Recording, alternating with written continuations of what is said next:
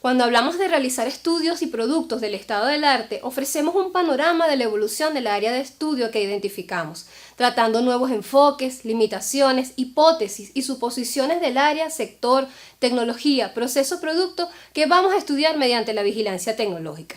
¿Cuál es su importancia entonces para este tipo de estudios? Nos permite analizar tendencias de investigación y desarrollo, tendencias de mercado, barreras, líderes, tecnologías, usos y aplicaciones que podemos darle, desarrollos tecnológicos claves, indicadores industriales, comerciales y posibles alianzas, entre múltiples otros productos.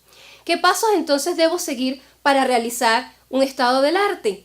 Cuando hablamos del estado del arte, brevemente lo que tenemos que hacer, igual que para cualquier producto de vigilancia tecnológica, es tener claridad en cuanto al objeto del estudio, determinar su alcance de investigación, seleccionar variables y palabras claves que vamos a utilizar en esas bases de datos que vamos a seleccionar, revisar y seleccionar y clasificar la información de acuerdo al gran volumen que vamos a obtener. Recordemos que el estado del arte es un producto que va en el mediano plazo, que se realiza en mediano plazo, que es entre 6 a 6 meses.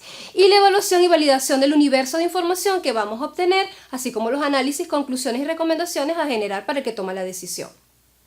¿Qué pautas debo seguir? En principio, establecer claramente el objeto de estudio, la finalidad del mismo, la periodicidad y frecuencia con que voy a analizar esas bases de datos y finalmente llegamos a establecer cuáles son entonces, a nivel de las variables analizadas, el tipo de información que voy a obtener y generar las conclusiones y recomendaciones que al respecto puedo llevar. Para realizar un estudio del estado del arte, vamos a establecer como ejemplo para un nuevo fertilizante. Si vamos a trabajar con un nuevo fertilizante, ¿qué debemos hacer? En principio, definir cuál es nuestro objeto de estudio y el alcance del mismo.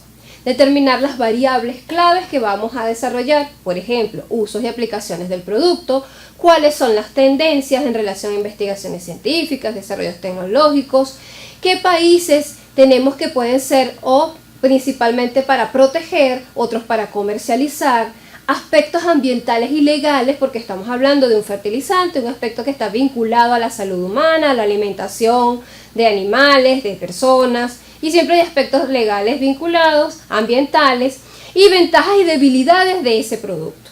Una vez establecidos todos esos elementos, procedemos a seleccionar la información más relevante, a escoger las mejores bases de datos, a diseñar las estrategias de búsqueda y graficar todos estos elementos para tomar las mejores decisiones y establecer los análisis correspondientes.